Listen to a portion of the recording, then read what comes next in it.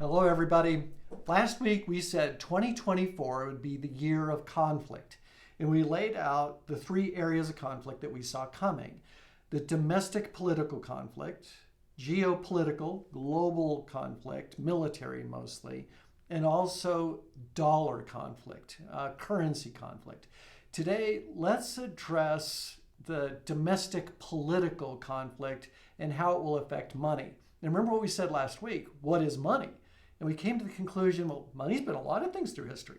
It's been cattle, it's been goats, it's been camels, chickens, it's been, seashells, it's been furs, it's been gold, it's been silver, and right now it's digits and pieces of paper.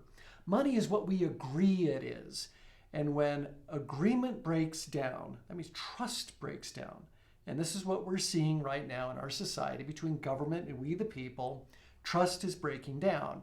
So I'm going to tell you a story about when I was in the Army and I had a clearance. Every few years, some guys would come into my office and they would say, "Sir, are you dating a Russian spy?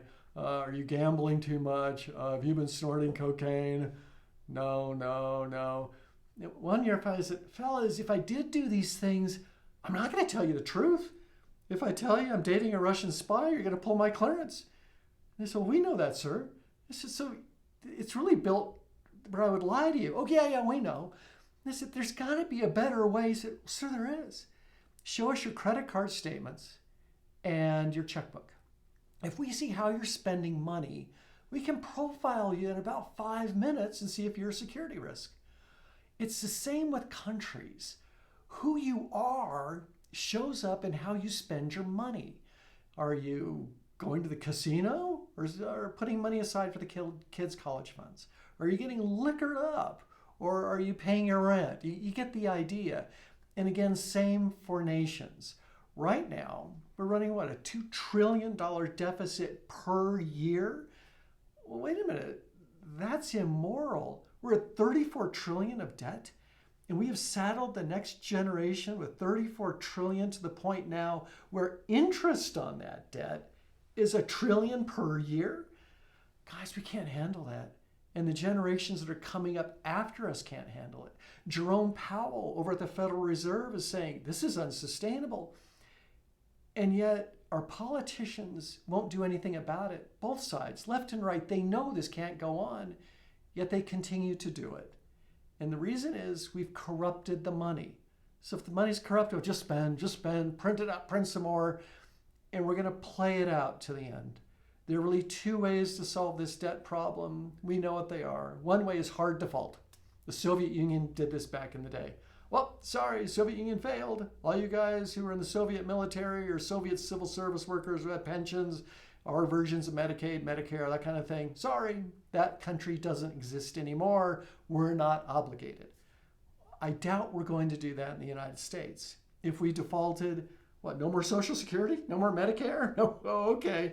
The revolution starts tomorrow. What will they do instead? What they're doing now. We're going to print. And people go, "Oh, we'll stop. We'll get in control of it." No, actually, we won't.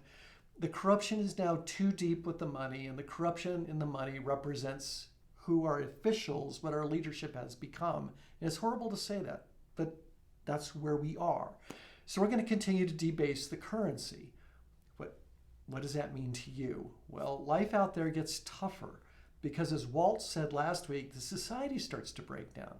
When the money corrupts, well, it corrupts all the way down the line, and you see the shoplifting, you see what's going on out there. We don't need to rehash that. But this is why we're invested as we are. You can't print corn, you can't print wheat, you can't print soybeans or gold or silver. Will we get through this? Yes. Have we been through it before? Yes. Is it a cycle? Yes. Typically, once we hit a tipping point, it lasts 3.5 years. Then we come to our senses. We say, we're never going to let this happen again. 4 generations later, we're back to it. I believe this is where we are now. So it's, I know people could think, oh, it's also doom and gloom. Actually, it's not. We're going to cut the kids loose from the debt. That'll be good news. We shouldn't have saddled them with it in the first place. Most of our clientele, though, they're not kids. We need to get you through this because on the other side, there are some good things coming. So be optimistic about that. So with that, I'll turn it over to Walt and see you next week.